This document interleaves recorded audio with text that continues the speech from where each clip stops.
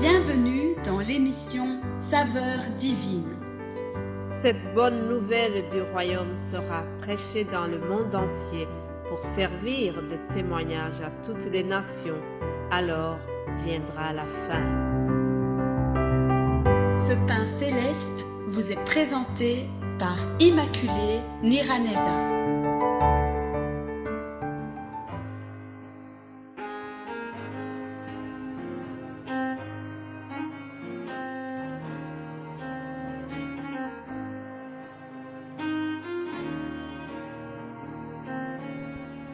Bienvenue très chers amis à l'écoute de cette émission Saveurs divines. Que la paix de Christ soit avec vous. J'espère que vous allez bien. Je bénis l'Éternel qui m'a donné encore le souffle de vie aujourd'hui. C'est toujours la joie de pouvoir revenir partager la parole de Dieu avec vous. Hier, je vous ai promis que nous allons revenir sur ce cas d'un homme boiteux que les apôtres ont guéri miraculeusement. C'est le boiteux qui se tenait à la porte du temple. Alors Pierre, rempli de puissance, lui a donné ce qu'il avait de plus cher, ce qui était plus cher que de l'or et de l'argent. Ah, la vie en abondance, c'est ce que le boiteux a reçu. Alléluia. Et je vais continuer en vous montrant comment Pierre était vraiment devenu un homme nouveau, un homme qui n'avait plus peur parce qu'il était rempli de la puissance nouvelle du Saint-Esprit. Lisons Actes des Apôtres chapitre 3 à partir du verset 12 et nous allons voir comment Pierre a parlé avec beaucoup d'assurance. Pierre, voyant cela, dit au peuple: « Hommes Israélites, pourquoi vous obtenez-vous de cela? Pourquoi avez-vous les regards fixés sur nous comme si c'était par notre propre puissance ou par notre piété que nous avons fait marcher cet homme?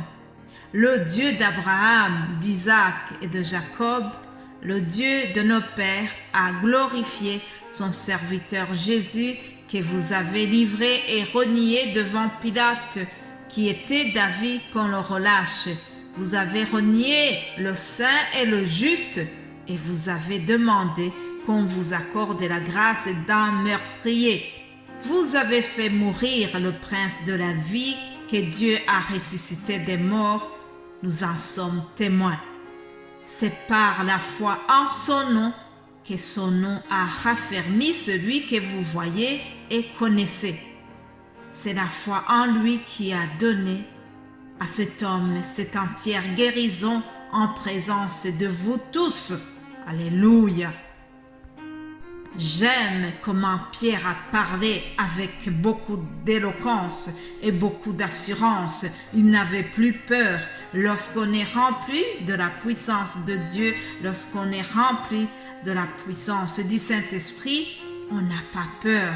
Ah, c'est un nouveau Pierre, celui qui avait fui devant la servante, celui qui avait renié Jésus-Christ 3 fois, ce n'est plus le même.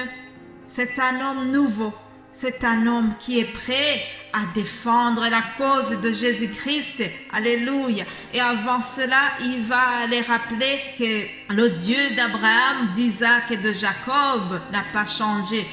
Vous verrez cette expression souvent qui est rappelée pour dire que Dieu n'a pas changé, c'est le même.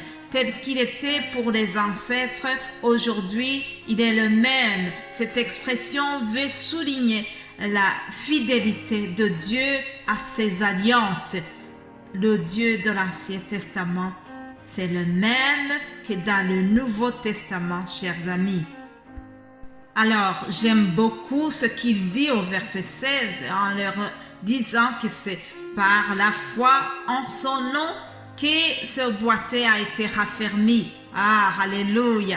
Par la foi en Jésus-Christ, nous sommes guéris. Par la foi en Jésus-Christ, nous sommes restaurés. Par la foi en Jésus-Christ, nous sommes sauvés. Par la foi en Jésus-Christ, nous avons même le salut, la vie éternelle. Alléluia. Et puis, au verset 17, il leur dit, ne vous inquiétez pas. En fait, c'est comme s'il veut les rassurer. Il dit, je sais que vous avez agi par ignorance, ainsi que vos chefs. Voyez, c'est un homme rempli d'amour et de pardon. Il n'a pas d'amertume en lui. Il n'a pas un projet de se venger. Non, il leur dit, je sais que vous avez agi par ignorance.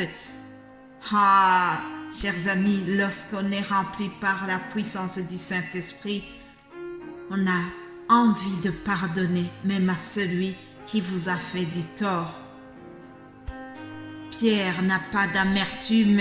Pierre ne veut pas se venger contre ces gens et pourtant, il pouvait faire une prière en demandant à Dieu de les faire mourir. Mais non, au verset 19, nous voyons qu'il dit « Repentez-vous et convertissez-vous pour que vos péchés soient effacés. » Repentez-vous, leur dit Pierre. Il reprend le même thème que son maître. Jésus-Christ aussi, pendant ses enseignements, il a dit souvent aux gens, il a demandé aux gens de se repentir. Il disait, repentez-vous, car le royaume des cieux est proche. Il a vraiment insisté sur la repentance. Nous aussi, dans la saveur divine, nous souhaitons qu'il y ait des repentances après avoir écouté la parole de Dieu. Nous voulons vraiment que les gens se tournent vers le Christ, celui qui sauve, celui qui pardonne les péchés. Repentez-vous. La repentance et la conversion des cœurs, ce sont des notions très importantes. Nous avons envie que les gens se repentissent. Le Saint-Esprit veut toucher les gens pour qu'ils se repentissent, qu'ils demandent pardon de leurs péchés. Vous savez, lorsque nous organisons des prières, c'est bien. Lorsque nous prenons du temps pour la louange, c'est bien. Lorsque nous allons visiter des malades, tout ça c'est bien pour Jésus. Mais il y a quelque chose qui est très très important. Il y a quelque chose qui font que le ciel fasse la fête. C'est lorsqu'il y a un pécheur qui se répand. Alléluia. Il est marqué dans Luc 15. De même, je vous le dis, il y aura plus de joie dans le ciel pour un seul pécheur qui se répand que pour 99 justes qui n'ont pas besoin de repentance. Voilà, chers amis, la repentance, c'est quelque chose qui fait remuer le ciel. Lorsqu'un pécheur se répand, on fait la fête au ciel. Alléluia. Alors, je voudrais terminer ce message en faisant la même exhortation que Pierre, en disant, repentez-vous, convertissez-vous, afin que vos péchés soient pardonnés, soient effacés. Je ne sais pas, peut-être il y aurait quelqu'un qui m'écoute en étant dans un péché quelconque. On peut tomber dans le péché, ça peut arriver par notre nature pécheresse, mais s'il vous plaît, ne demeurez pas dans le péché, ne demeure pas dans le péché, parce que ça attriste Jésus, ça attriste le Saint-Esprit. Alors, je termine en disant, repens-toi, demande pardon à Jésus et tu seras vraiment sauvé. Tu auras fait quelque chose de très bien. Il y aura de la fête au ciel si tu prends la décision aujourd'hui de revenir à Christ, si tu prends la décision d'abandonner cette chose qui te culpabilise, qui t'empêche d'être en communion parfaite avec le Saint-Esprit. Alors, prends la décision peut-être à l'instant même. Avant de terminer cet audio, n'hésite pas, décide de revenir à Jésus-Christ.